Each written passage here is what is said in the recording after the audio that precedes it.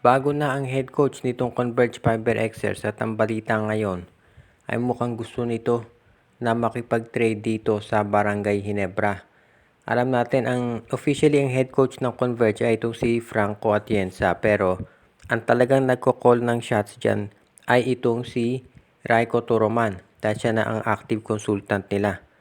So mukhang ang magiging sitwasyon dito, mukhang ito raw si Raiko Toroman ay gustong gumawa ng isang trade kasama itong Barangay Ginebra, pero titignan na lang natin kung ito yung mangyayari.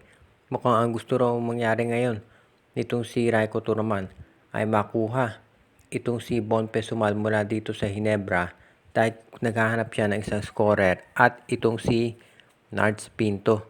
So dalawang player ng Ginebra ang gustong makuha ni Toroman, itong si Nards Pinto at itong si Bon Pesumal. At ang magiging kapalit dito sa Converge ay itong si Aljun Melesio at si Shawnee Winston.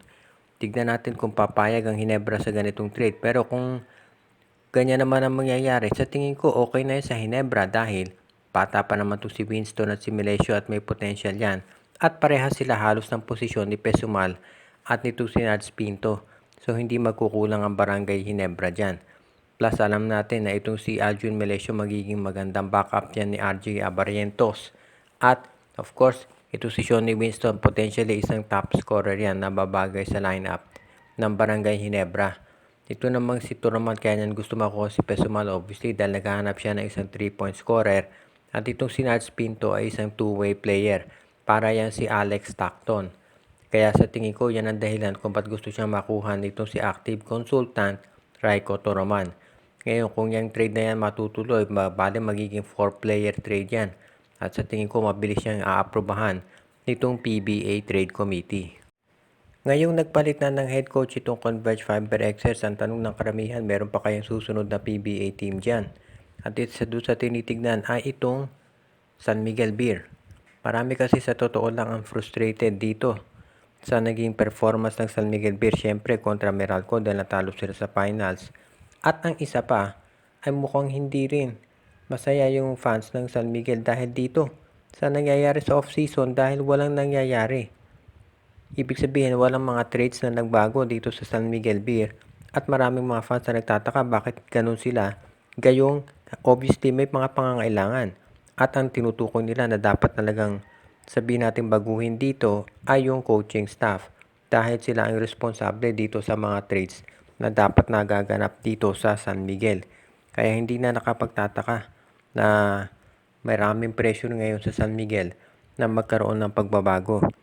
Tignan natin kung mangyayari ito. At sa ngayon pwede nating makita na itong San Miguel Beer ay under pressure to win. Tignan niyo yung Magnolia.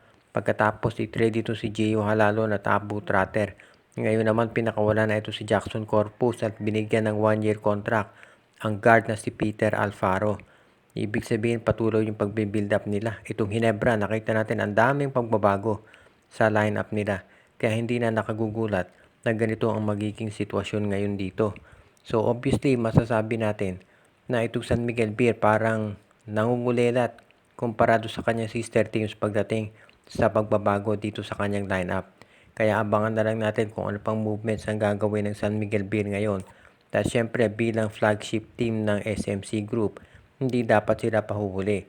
Dahil kapag ang San Miguel hindi pa nag-champion dito sa Governors Cup, asahan natin na magkakaroon ng pagbabago hindi rin sa players kung hindi maski na dito sa coach.